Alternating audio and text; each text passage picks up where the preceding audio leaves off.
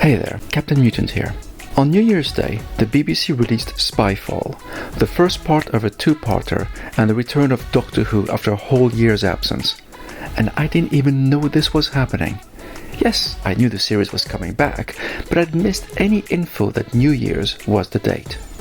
Anyway, thanks to iPlayer, I watched it at my leisure later on, and I was impressed. Now, as with my thoughts on the rise of Skywalker, I'll be doing some major spoilering in this video, so if you haven't yet seen this two-parter and don't want to know anything about it, bookmark this video for later. Okay, I thought the first part worked extremely well. They set up the mystery, introduced a new character from the Doctor's past, laid the groundwork for many questions to be hopefully answered in part 2. Yes, the action sequences were laughably subpar, especially the events in the car at the start and the chase through the vineyards. Really poor, but I was willing to give that a pass because the mystery was, well, so mysterious. There were strong callbacks to previous episodes, like the Sontaran Stratagem and Army of Ghosts to name but two, suggesting this season won't shy away from reintroducing the series' previous villains rather than creating new ones. I'm certain many will groan that the Doctor referred to her new incarnation as an upgrade, but that's what all new versions say about themselves. They've always felt they're the best version of all Doctors that came before them, so as far as I'm concerned, that's a non-issue. And I love the twist at the end, when it's revealed this new old friend of the Doctor's was actually the Master. I didn't see it coming and I was very excited by the idea. I was puzzled though, as to why all the work the Doctor did with Missy seemed to have been for nothing, even though we know Capaldi's Doctor had succeeded in changing Missy by the end, but hopefully that will be explained in part 2. All in all, I'd give part 1 3 tentacles out of 4. I think this was Chibnall's best story to date, and I was quite excited for the next one.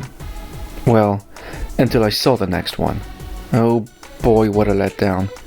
Despite the obvious references to Army of Ghosts and the hint of parallel Earths, those glowing creatures weren't Cybermen, well, thankfully actually, but we still have no idea what they wanted by the end of the story. Lenny Henry's character went from a mysterious and powerful Bond villain to cartoon evil who wanted to turn people into hard drives because reasons. There was no explanation about the Master and why he reverted more to the John Sim version of himself rather than all the growth witnessed through Michelle Gomez's fantastic and layered portrayal. But that's just the tip of the iceberg. Nothing made sense in the story. The plane the companions were in was crashing to the ground at the start of the episode, yet there was very little sense of urgency. They had plenty of time to find clues, to figure out what was happening, listen to a recording from the Doctor, and finally pilot the plane out of danger through a phone app, all while the plane was supposedly falling from the sky. Okay, Doctor Who is supposed to be cheesy, so the phone app is fine, but the complete lack of a sense of danger wasn't.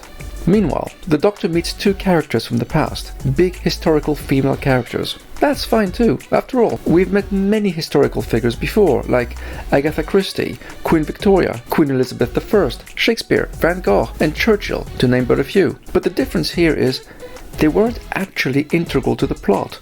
They hardly said anything, and hardly did anything. The story could very much have happened without them in it. They felt more like cardboard cutouts than actual people, just tagging along, with the Doctor fawning over them for who they are, and them just going along with it. It felt like a wasted opportunity. Then, there was a pretty uncomfortable moment when the Doctor and the Master find themselves in France in 1943. The Master, who's an SS officer, monologues, explaining his plan to the Doctor. Now it's important to note that he's brilliantly portrayed by Sacha Dhawan, and it's hard to miss that being of Indian descent, he couldn't really pass for a member of the Aryan race, so he explains that he's got a perception filter to help him be a Nazi officer.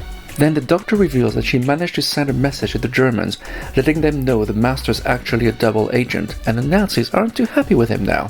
But what makes this moment disturbing is the Doctor disables his perception filter, so the troops will see him as he truly is. Now, on the one hand, this makes no sense, since they wouldn't be able to recognize him now, and yet they do, with no difficulty, and arrest him. But on the other hand, we've got a blonde woman plotting to get an Indian man arrested by the Nazis. And the BBC were okay with that? Are you? Had she not removed the perception filter, there wouldn't have been a problem with that scene, so why write that into the story? And finally, we get the big reveal. Not only that Gallifrey was completely destroyed, but that the Master did it because apparently the whole concept of Time Lords is based on a lie. Now, I must admit to not being a fan of Doctor Who until the relaunch in 2005, so I don't know much about the intricacies of Time Lord culture, but from what I've learned since, is that the Time Lords are essentially the military political side of the culture. There are millions of others who are just people getting about their business, yet the Master killed every single one of them. Not just the military, not just the politicians, but every man, woman and child. I can't imagine what is going to be revealed that will justify this action, especially since we spent years following a Doctor who had to live with the consequences of this very action, which is what he thought he had been forced to do to end the Time War. It was a great moment of triumph for the Doctor during the 50th anniversary when we learned that Gallifrey hadn't been destroyed. Wiping that clean had better be worth it, but I have a horrible feeling it won't be. So we're back with me having horrible misgivings about this season of Doctor Who. I hated the previous one and couldn't even watch all the episodes. BBC, you drew me in with part 1 and dropped me like a sack of mutant potatoes with part 2. I'm giving it 1.5 tentacles out of 4. Yes, that's right, I've had to cut half of one tentacle for this review. So what did you think about it? Did you like it? Hate it? Do you agree or disagree with my points? Let me know in the comments, and I'll speak to you soon.